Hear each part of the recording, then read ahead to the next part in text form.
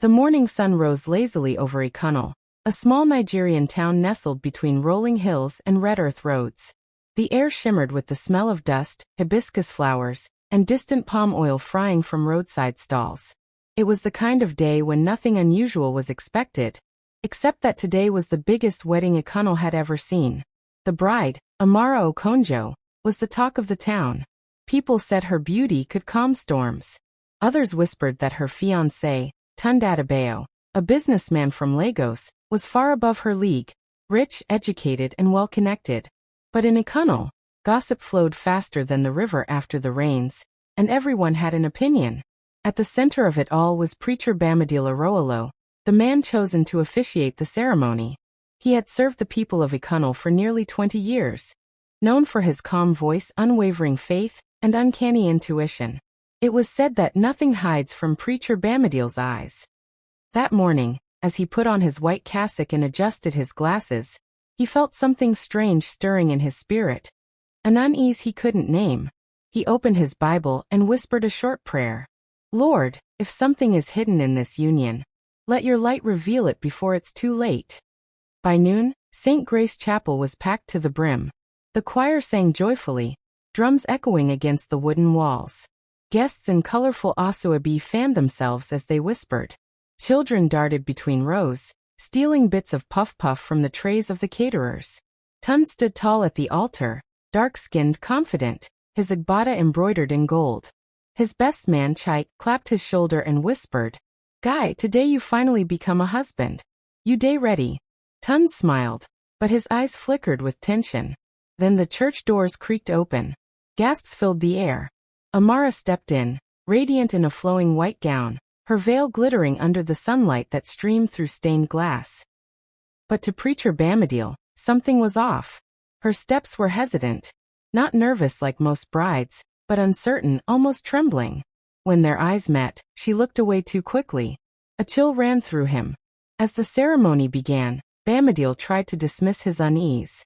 He read from Ephesians, blessed the couple, and asked if anyone had any objection to the marriage. The crowd stayed silent, except for the faint cry of a baby outside. Then he asked Tunde, Do you, Tunde Adebayo, take Amara Okonjo as your lawfully wedded wife? Tunde smiled. Ido. Applause echoed. Then he turned to Amara. Do you, Amara Okonjo, take Tunde Adebayo as your lawfully wedded husband? Silence. Amara's lips parted, but no words came out. Her hands trembled so much that the bouquet nearly slipped. Her maid of honor whispered her name, urging her to speak. Still nothing. Tunde's smile faded. Amara? Say something. The preacher felt his heart hammer. His hand gripped the Bible tighter. My daughter, he said. Softly. Is there something troubling your heart? Tears welled in Amara's eyes. She shook her head, but her lips quivered. The choir fell silent. Even the fans seemed to stop spinning. And then she fainted. Panic erupted. Guests screamed. The maid of honor dropped her purse. Tunde rushed forward, calling her name. Amara. Amara. Preacher Bamidele knelt beside her, placing a hand on her forehead. She's burning up, he murmured. Someone brought water. Others tried to fan her. After a few minutes, her eyes fluttered open. It's okay, Bamidele said softly. You're safe. But as Amara regained consciousness, she looked around wildly and whispered, He knows the truth. The preacher frowned. Who knows? Before she could answer, her mother rushed forward, tears streaming down her face. Please, she begged. Let's end the ceremony for today. Tunde protested. No, Mama. What truth is she talking about? What's going on? The mother avoided his eyes. It's not your fault, my son. But this wedding cannot continue. The crowd gasped again. Preacher Bamidele felt the same strange stirring in his spirit, now stronger, heavier.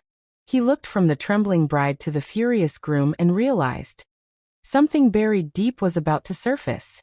He closed the Bible slowly. This ceremony will pause, he declared, until the truth is spoken before God and man. Outside the chapel, the air was thick with whispers. Some said the bride was possessed. Others claimed she had a lover. A few even murmured that the preacher had seen a vision. But in truth, none of them knew what was coming. As the sun dipped below the palm trees, painting the sky orange, Bamadil stood by the chapel doors, looking toward the hills. The uneasy feeling hadn't left him. It had only grown. He knew one thing for sure. This wedding was never meant to happen, not yet. And by tomorrow, Ikunal would no longer be the same. The hidden truth behind the bride's tears. Subscribe and turn on notifications so you don't miss the shocking twist in the next part of The Day the Preacher Stopped the Wedding. The night after the interrupted wedding was like none Ikunal had ever seen. The small town, normally asleep by 9, buzzed with restless whispers. At Mama Sada's roadside buka, men gathered around bottles of Gulder beer, their conversations thick with disbelief. You mean to tell me she fainted at the altar? Not just fainted, my brother. She said something about he knows the truth, before collapsing. And that preacher Bamadil must have seen something spiritual. That man's eyes they see beyond this world. Rumor spread faster than wildfire. By dawn, everyone from the palm wine tapper to the market women knew that preacher Bamadil Arroyo had stopped the most anticipated wedding of the year.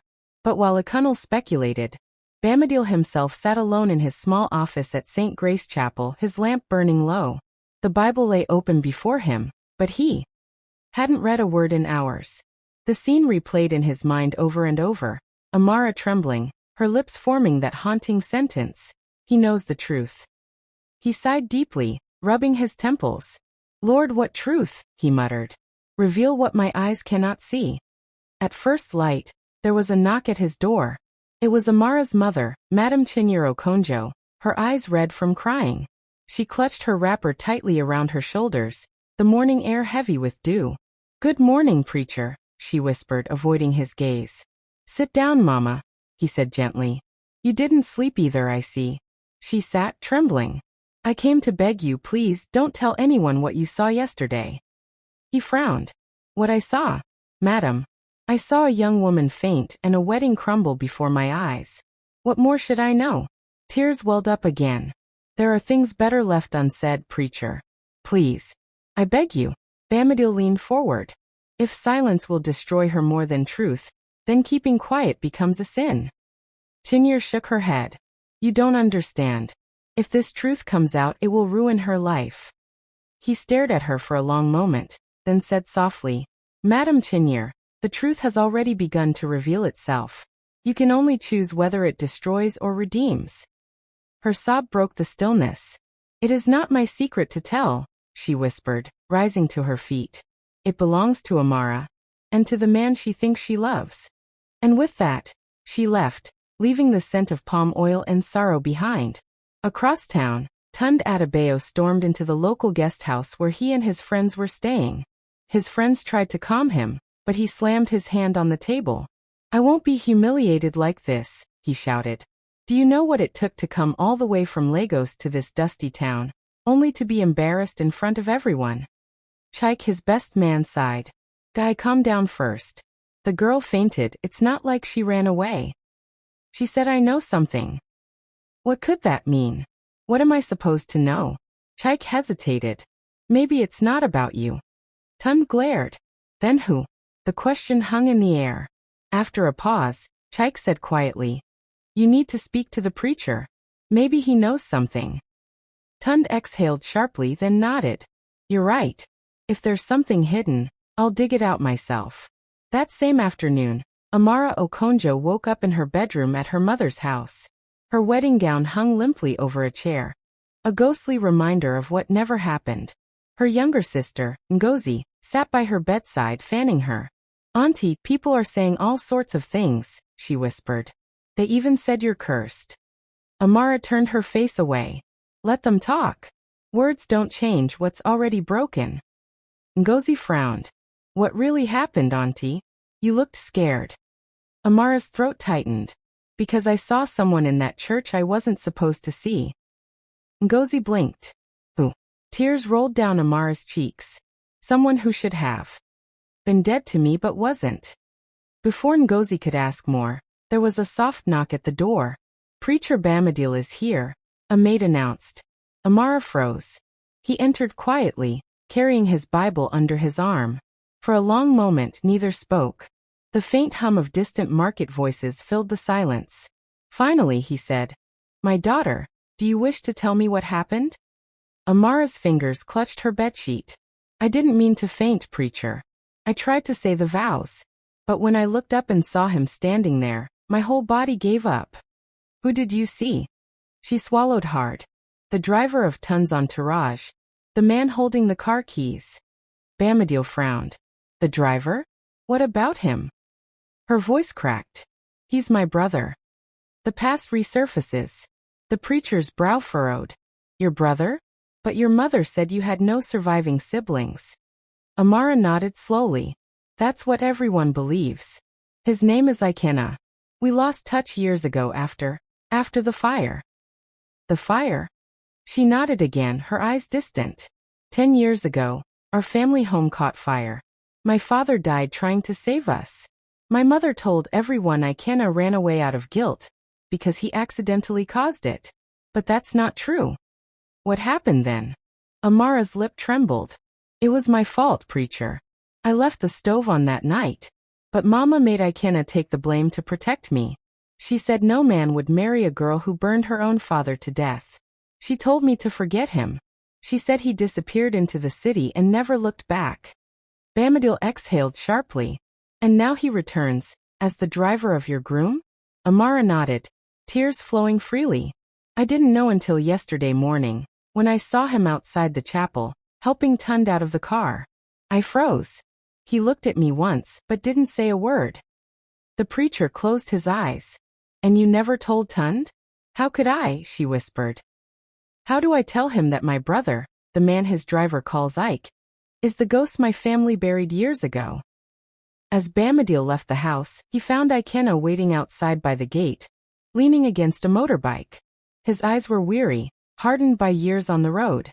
"Preacher," he greeted, his tone calm. "You're the one who stopped the wedding." "And you're the one who stopped her heart," Bamadil replied. "Why come back now?" Ikenna smirked. "You think I came back to ruin her happiness? I only came to make peace before she leaves for Lagos." "Peace built on silence doesn't last," Bamadil said firmly. Ikenna's face darkened. "You think I don't know that?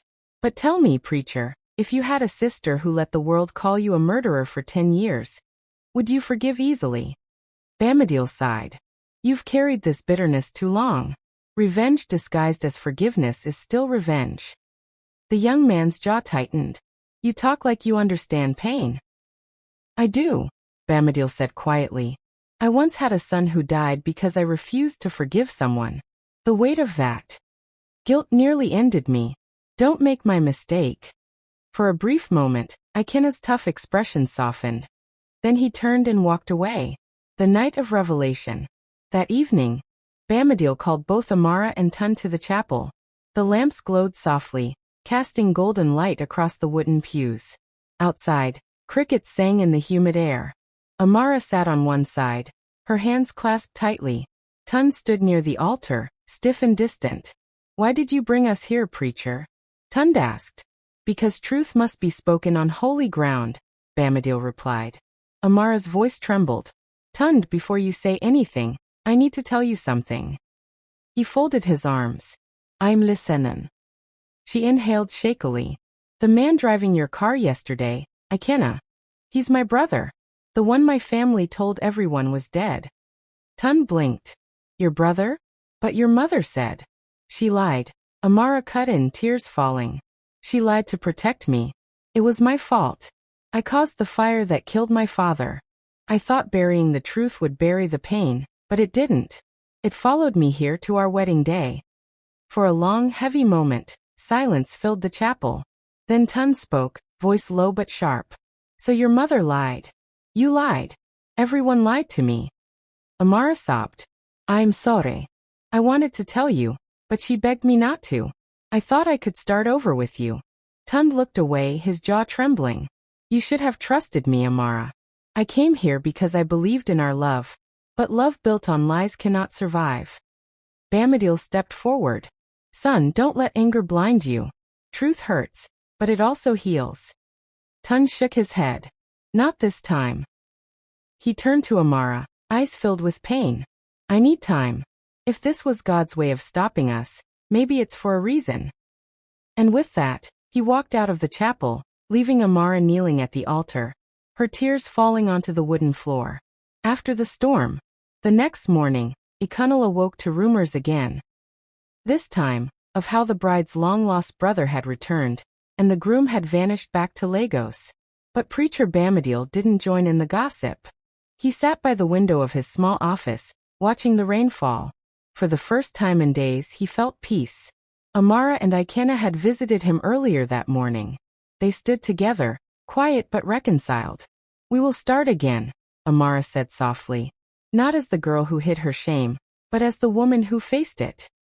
"And I'll finally live without hate," Ikenna added. Bamadil smiled faintly. Then maybe the wedding God stopped was never meant for vows but for truth. They both nodded, and for the first time in 10 years, the siblings embraced. That night, as thunder rolled over the hills, Preacher Bamadil closed his Bible and whispered, "Sometimes the miracle is not in saving the wedding, but in saving the souls within it." And outside, the rain washed away the dust of Ikunal, leaving the earth new again. The rainy season had washed through Ikunal, leaving the town softer, quieter, and heavy with the scent of wet soil. Weeks had passed since the wedding that never happened, yet the story refused to die. To the people of Ikunal, it was no longer just a tale of heartbreak, it had become a parable. They whispered about it in barbershops, argued over it in markets, and used it to caution their children. "Don't lie like that, bride. Oh, see how her wedding scattered." Ah, but the preacher saved her life. The man saw something others didn't. And somewhere in the middle of those whispers, Amara Okonjo was trying to rebuild her life. Aftermath. Amara spent her mornings helping her mother at their small fabric shop near the junction. Her once vibrant face had grown quieter, softer, no longer glowing with wedding day excitement, but with the calm of someone who had touched pain and survived it. Her brother, Ikenna, had found work repairing motorcycles at Baba Deli's workshop.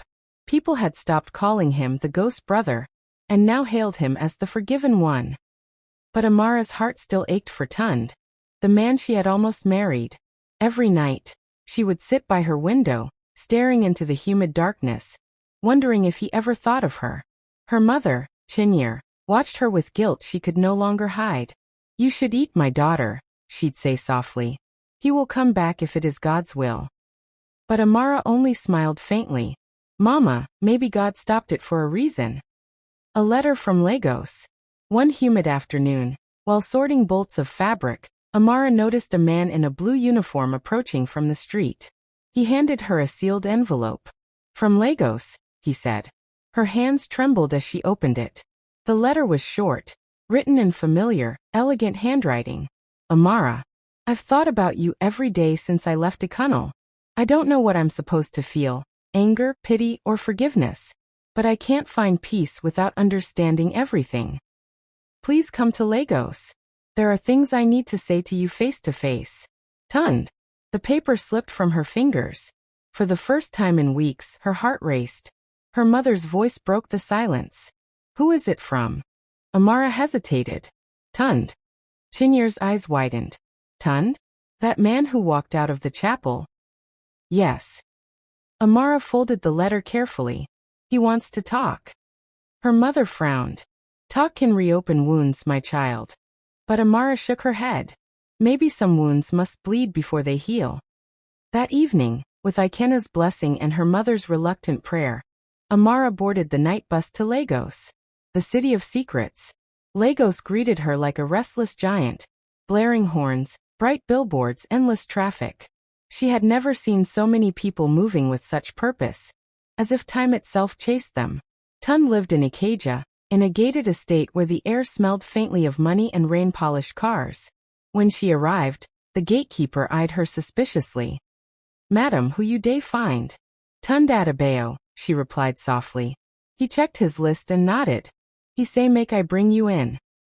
The moment she saw Tund again, standing in the doorway of his apartment, she felt her breath catch.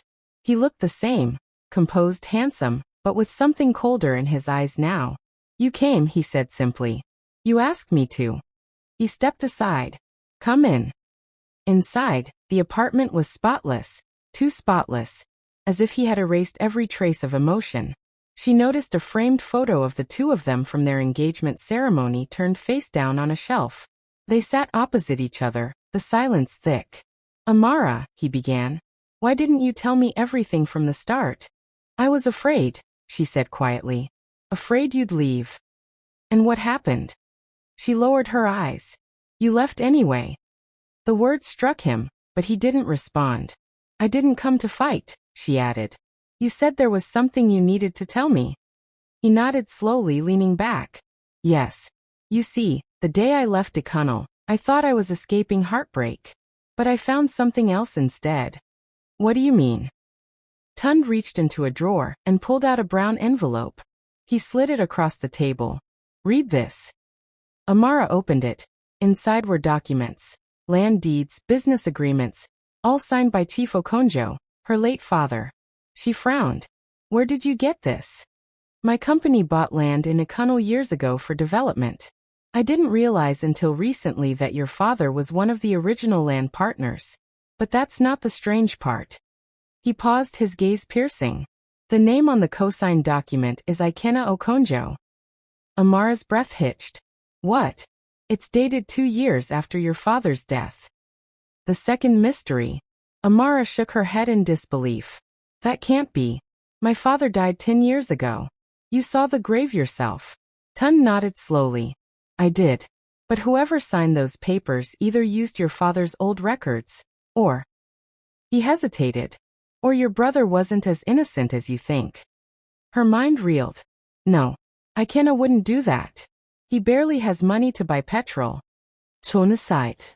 Then someone is using your family's name for fraud. I wanted to tell you in person because I didn't want to accuse anyone without proof. But Amara, this means someone close to you is lying again." Tears welled in her eyes. "I don't understand. Why is the past never done with us?" He looked at her gently. "Because the past never forgets unfinished truths." The room fell silent again. Then he said quietly, "Stay here tonight. It's late. Tomorrow, we'll go through the documents together." Amara hesitated, then nodded. The shadow in the rain. That night, the Lagos rain came in sheets, hard, unrelenting, drumming against the windows. Amara lay awake in the guest room, listening to thunder and thinking of home. She thought of Ikenna, of the fire, of her mother's fear. And now of these new secrets, crawling back. Like ghosts. A sudden knock on the window jolted her. Her heart leapt. She turned slowly toward the curtain. Another knock. She pulled it aside and gasped. Through the glass, drenched in rain, stood Ikenna. She rushed to open the door. "Ikenna, what are you doing here?" He stepped in, soaked to the bone, his eyes blazing. "You came to Lagos without telling me? Are you mad?" "I didn't want to worry you," she said. "Tund asked me to come." He slammed his fist against the wall. "Tund? That man is not what he seems. Do you know who he works for? The same people who tried to steal Papa's land 10 years ago." Amara's breath caught. "What are you talking about?" Ikenna lowered his voice. "The company that sent those papers, I know them. I used to drive for them in Abuja. They're not developers. They're fraudsters. They forge old documents to claim land ownership." She stared at him. "So you think Tund?" "I don't think, Amara. I know. He may not even realize it, but he's part of their game. That's why I came to stop you before he drags you into something darker." Confrontation. At that moment, the door creaked open. Tund stood there, eyes narrowing as he saw Ikenna dripping rainwater onto his marble floor. "I was wondering when you'd show up," he said coldly. Ikenna turned sharply. "You knew I was here? I've been expecting you. Your name showed up on forged documents. Tell me, what game are you playing?" "Don't twist this," Ikenna snapped. "You and your people used my father's name to steal land." Tund took a step forward. "You think I forged government documents? My company operates legally." "Legally?" Ikenna laughed bitterly. "Then why did your men visit Ecunnell last month, asking about our father's records?" The air between them was electric, tense. Amara stood between the two men, trembling. "Stop it, both of you. Please." But neither listened. "You're hiding something," Tund said, his tone sharp. And you're pretending to be innocent, Ikena shot back. Finally, Amara shouted, her voice echoing through the apartment. Enough. They froze. She turned to Tund. If you truly want the truth, help us find it, not fight over it. Because this is destroying everything left of our family. Her words cut through the tension like a blade. After a long pause, Tund exhaled. You're right. He turned to Ikena. Tomorrow we'll visit the corporate registry together. If someone forged those documents, we'll find out who. Ikena hesitated, then nodded. The storm outside eased into drizzle. The next morning. By morning, the Lagos sky was a pale gray. The three of them drove in silence through congested streets toward the registry building in Alausa. Inside, the air smelled of paper and bureaucracy. A clerk searched the records for the document number on Tund's copy. After a long wait, the clerk returned with a dusty file. This record was submitted by a Mr. Chijioke Okonjo. Amara frowned. Chijioke. That's my uncle. My father's younger brother. The clerk nodded. Yes, and it was approved under his authority, not the father's. Ikena clenched his fists. That man. He was supposed to handle our inheritance after the fire. Amara felt dizzy. You mean, Uncle Chijioke forged our father's signature? Tund sighed heavily. Looks like it. He must have used the same papers when my company made the land deal. The clerk looked between them nervously. If this is true, you'll need to file a fraud complaint. But this will get messy. The decision. Outside the building, the three stood in the humid air, silent for a long moment. Finally, Tund spoke. You have a choice, Amara. If we expose your uncle, it'll clear your family's name, but it might destroy what's left of your relatives. Are you ready for that? She looked at Ikena. We've lived under a lie for 10 years, brother. Isn't it time we stopped protecting the wrong people? He nodded. Yes. Let's do it. Tund smiled faintly. Then I'll help you. No matter what happens, we'll see this through. Amara looked at him, her heart aching but full of gratitude. Thank you, Tund. He met her eyes softly. Maybe God stopped our wedding because we had another battle to fight first. That evening, as they filed the official complaint, the first drops of rain began to fall again, light, steady cleansing. And far away in Ikunal, Preacher Bamidele looked up from his Bible as thunder rumbled in the distance. A gentle smile crossed his face. The truth always finds its way home, he whispered. He didn't know how, but he sensed that Amara's story, the one God had interrupted at the altar, was finally finding its purpose. Don't forget to like, share, and subscribe so you won't miss the powerful twist in The Day the Preacher Stopped the Wedding. The early morning fog wrapped Ikunal in a gray stillness. From the hill where Preacher Bamidele stood, the roofs of the town looked like quiet ripples on a vast green sea. He had been awake since 4 a.m., kneeling on the woven mat beside his small wooden pulpit. There had been another dream, vivid, unsettling, and heavy with meaning. In it he saw a river wide and dark. Standing at its edge was Amara, wearing her wedding gown, the hem soaked in mud. Behind her a man, faceless but familiar, tried to pull her back while another shadow whispered her name from across the water. Then suddenly lightning split the sky and a voice said, "The past must be faced where it was born." When he woke, his heart was pounding. He didn't yet understand the dream, but he felt its weight in his bones. Something was coming. Something that would shake the quiet peace of Ikunal once again. 2 days later, just after dawn, the preacher's old Nokia phone buzzed on his wooden table. He picked it up. Preacher Bamidele speaking. The voice on the other end trembled. It's Amara. He sat up immediately. My daughter, are you safe? Yes, Pastor. But we found something. It's about my uncle, Uncle Chijioke. He forged my father's documents and sold our land. Bamidele's brows furrowed. Your uncle? But he stood beside you the day of the wedding. Yes, she said softly. He was the one who paid for most of the ceremony. But now we know he used stolen money, our own father's inheritance. The preacher closed his eyes, the dream flickering through his mind. Amara, you must come home. The truth must be faced where it began. Her breath caught. Pastor, that's exactly what I was thinking. We're coming back to Ikunal. By the time the dusty bus rolled into Ikunal, The sun was already high, glaring down on the rust-colored roofs and swaying palm trees. Amara, Tund, and Ikena stepped off, carrying only small bags but heavy hearts. The stairs followed them immediately, whispers rising like the wind. See them, the bride that ran away and her brother. She's back, oh. Maybe she wants to finish the wedding. Amara kept her head down, but Tund's hand brushed against hers, steadying her. Ignore them, he murmured.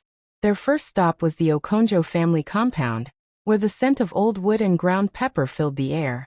Mama Chinyere stood at the doorway, hands on her chest, tears spilling freely when she saw her children.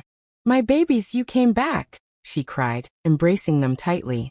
But her joy faltered when she saw Tund. You, she said softly. The man who broke my daughter's heart. Tund bowed respectfully. Mama, I didn't break it. Life did. But I'm here to make things right, if you'll let me. Her eyes softened slightly. We'll see. Then Amara told her mother everything. About the forged land documents, the fake signatures, and Uncle Chijioke's betrayal. Chinyere's face paled. Yezu. And I trusted that man like my own brother. Where is he now? Amara asked. He still lives in his big house by the riverside, always boasting about his business deals. I should have known. Bamadil arrived soon after, his white robe brushing the red dust as he entered. His calm presence filled the small courtyard. My children, he said gravely, I have prayed for this day. The truth cannot stay buried forever. He turned to Tund. And you, my son, you must prepare your heart. This path will not be easy. Tund nodded. I'm ready, sir. That night, as they sat under the neem tree behind the compound, the preacher shared his dream. In my vision, he said, I saw a river and a woman in white. She was standing between two worlds, one of light and one of shadow. I believe that river is the truth you must cross, Amara. And the shadow behind you, that is the sin your uncle carries. Amara shivered. What happens when I cross? Bamadil's eyes gleamed faintly in the lantern light. When truth crosses the river lies drown. Silence fell over the courtyard. The crickets seemed to hum louder in the background. Finally, Tund said, Tomorrow we'll confront him. 4. The confrontation. The next morning, heavy clouds rolled across the sky, thick and gray, promising rain. Uncle Chijioke Okonjo's mansion sat near the edge of the Ikunnel River. The same river that often overflowed during storms, swallowing fields and memories alike. When the trio arrived, the gates were wide open. 2 SUVs sat gleaming in the compound, and the air reeked of diesel. Chijioke himself stood on the balcony, dressed in a fine white kaftan, his expression unreadable. Ah, my niece, he said smoothly. You've come home. I heard strange things about Lagos, are you well? Amara stepped forward, voice trembling but firm. Uncle, why did you use our father's name on those documents? The man's smile faltered. I don't know what you're talking about. Tund opened his folder, pulling out copies of the land deeds. These. Signed by you, 2 years after Chief Okonjo's death. Chijioke's eyes narrowed. You have no proof that I forged them. Ikena's voice rose. You stole from us. You let Mama suffer while you built this house with our father's legacy. Chijioke's tone hardened. Mind your words, boy. Everything I did was for family. If I hadn't used that land, the government would have seized it. Amara took a step closer. Then why didn't you tell us? Why the lies? Why pretend Papa's name was still alive? He turned away, his jaw tight. Because if you knew the truth, you'd hate me more than you already do. What truth? Tund demanded. Chijioke's eyes darted to Amara. Ask your preacher. He knows more than he's saying. Everyone froze. What do you mean? Amara asked slowly. Your precious Pastor Bamadil, Chijioke said bitterly. He wasn't just a man of God. He was your father's business partner, before everything burned. Amara's breath caught. That's not possible. Chijioke smirked. Ask him yourself. The preacher lost as much as we did. Maybe that's why he always comes around your family. To ease his guilt. 5. The storm breaks. Thunder cracked overhead as rain began to fall, fat drops drumming on the tin roof. Tund turned to leave, but Amara stood frozen. Uncle, is that true? He looked at her, his voice softening. Your father trusted too many people. When the fire happened, everyone thought it was an accident, but it wasn't. Someone said it. Lightning flashed, illuminating his face. And only one other person had access to the storehouse that night, Bamadil. 6. The truth in the rain. Moments later, Bamadil himself appeared at the gate, soaked from the storm. He had felt it, the pull in his spirit, and followed it here. So it's true, he said quietly. You've been hiding behind lies long enough, Chijiok. The older man sneered. And you came to pretend innocence? The preacher's eyes were tired, sorrowful. Yes, I was your brother's business partner. We imported building materials together. But I did not burn the storehouse. You did. The air went still. Amara's eyes widened. Uncle? Chijiok's hands trembled. You think I wanted to? Your father discovered that I had been taking money from the company. He said he'd report me to the authorities. I just wanted to scare him, to destroy the files. I didn't know he'd be inside. Amara covered her mouth, horrified. Bamadil's voice broke. You killed a good man. Chijiok sank to his knees as rain poured harder, washing the dust from his feet like tears. I never meant for it to happen, he sobbed. I've lived with it every day. That's why I helped raise them. I thought I could make it right. Tun's voice was cold. You can't fix murder with money. The preacher closed his eyes. No one can hide from the truth forever. By evening, the police had arrived. The confession was recorded. The forged documents were seized. As the flashing lights faded into the distance, Amara stood under the dripping eaves, her gown soaked, her spirit heavy. He was family, she whispered. Bamadil placed a hand on her shoulder. Even in betrayal, there is room for forgiveness. But forgiveness does not erase consequences. She nodded slowly. Tun turned to the preacher. Is this why you stopped the wedding that day? Bamadil looked at him, eyes glistening. Yes. God showed me her in white, trapped by lies. If she had married before truth came to light, the curse would have followed both of you. A long silence. Then Amara looked up at the sky, now calm after the storm. Maybe God was protecting us, not punishing us. The preacher smiled faintly. Exactly, my child. Some delays are divine. At dawn, Amara walked to the Ikunal River. Mist floated above the water like soft ghosts. She knelt by the bank, dipping her fingers into the cool current. Papa, she whispered. Your truth is free now. Behind her, footsteps crunched softly. Tun joined her, standing quietly beside her. You don't owe anyone your pain anymore, he said gently. She turned to him, eyes glistening. Maybe someday, I'll learn to love again. He smiled. When you do, I'll be here. They stood in silence as the first light broke across the water. The same river from the preacher's dream, now calm and golden. And somewhere behind them, the church bell rang softly, carrying a message across the valley. The wedding that stopped had become a beginning, not of marriage but of truth. The rains had stopped in Ikunal, but the ground still carried the scent of wet earth and renewal. The river, once swollen with storm water, now flowed gently, quiet, as though the land itself had exhaled after holding its breath for too long. 3 weeks had passed since the confrontation at the Riverside mansion. Uncle Chijiok had been taken into custody, his confession spreading through Ikunal like wildfire. The town that once gossiped about Amara's failed wedding, now whispered in shame for having judged her too quickly. Life was beginning to settle again. Yet for Amara, the stillness carried its own ache. On a bright Monday morning, children ran barefoot through the market square, laughing. Traders shouted prices over baskets of yam, gari, and ripe plantain. The world was moving on, but Amara's heart lingered somewhere between sorrow and peace. She had moved back into her family home, helping her mother with her small tailoring business. Sometimes she'd catch herself staring at the old photo of her father on the wall. His gentle eyes, the smile that never faded. Papa, she whispered one evening. I wish you could see that your truth didn't die with you.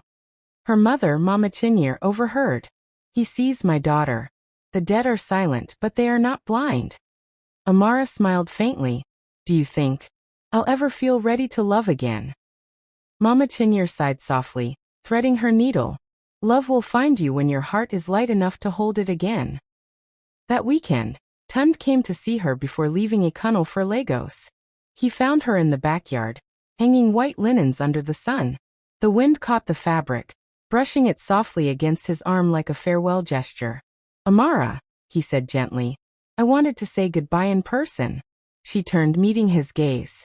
You don't have to go so soon. He smiled sadly. Maybe not. But I think we both need time to breathe, to heal. Her eyes softened. You were kind, Tund. You could have hated me for what happened. How could I? He asked. The truth you carried wasn't your fault.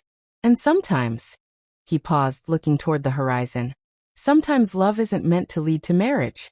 Sometimes it's meant to lead us to ourselves. The words stung gently, like truth often does. She nodded. Thank you for understanding. He reached into his pocket and handed her a small wooden cross pendant. The preacher gave me this the day after everything happened. He said it belonged to your father, found in the ashes of the storehouse. Amara's fingers trembled as she took it. I didn't know it survived. Tund smiled softly. Neither did I. But maybe that's the message, that some things endure, even after the fire. When he left, she stood in the doorway long after his car had disappeared down the red road, clutching the cross tightly against her chest. The following Sunday, Preacher Bamadil stood at the pulpit of St. Grace Chapel, the same place where the wedding had stopped. The air was thick with emotion, the pews full, the town silent. He looked out at familiar faces, at Amara sitting quietly in the front row, and began to speak. My children, sometimes God delays our joy not to punish us, but to protect us. The day we stopped that wedding, many thought it was a curse. But I tell you, it was a blessing in disguise. He paused, his voice steady but low. Truth does not always come wrapped in celebration. Sometimes it arrives through pain. Yet pain has a purpose, to cleanse, to teach, and to prepare. The congregation murmured in agreement. Some wept quietly. When the sermon ended, he stepped down and walked to Amara. My daughter, he said, your father's spirit can rest now. You have faced the river and crossed it. She bowed slightly. And you, sir, what will you do now? He smiled faintly. Perhaps I have done all I was sent here to do. I will travel for a while, to teach, to serve elsewhere. But Ikunal will always be my home. Amara's eyes glistened. You'll be missed. He chuckled softly. The truth is never missed, it remains, even when the messenger is gone. That evening, as the sun melted behind the palm trees, Amara walked once more to the Ikunal River. The water was calm, golden, reflecting the colors of dusk. She unclasped the small wooden cross and held it up to the light. For you, Papa, she whispered, before placing it gently into the flowing water. It drifted away slowly, spinning with the current until it vanished beyond the bend. A strange peace settled over her heart. Not joy, not sorrow, just quiet acceptance. She turned to leave, and as she did, she thought she heard her father's voice, faint, warm, carried by the breeze. My daughter, you did well. She smiled through tears, knowing it wasn't her imagination, it was closure. Weeks later, Amara sat beneath the mango tree near the market square, sewing a new white dress for a customer's wedding. The laughter of children echoed in the background. The wounds had begun to fade, leaving behind quiet strength. Across the street, the old church bell rang again. The same one that had tolled on her wedding day. But this time, the sound didn't bring pain. It brought peace. She looked up at the sky, a faint smile curving her lips. The wedding never happened, she whispered. But the truth did. And maybe that's enough. The wind rustled through the leaves, like an unseen hand brushing away the past. And somewhere far away, on a dusty road out of Ikunal, Preacher Bamadil walked alone, his Bible in one hand, his faith in the other, carrying the story of a wedding that never happened, and a truth that changed everything. If this story touched your heart, don't forget to give it a thumbs up, red heart. Backhand index pointing right. Subscribe for more emotional African stories full of mystery, faith, and redemption. Comment below. Do you think the preacher did the right thing stopping the wedding? See you in the next story on True Tales.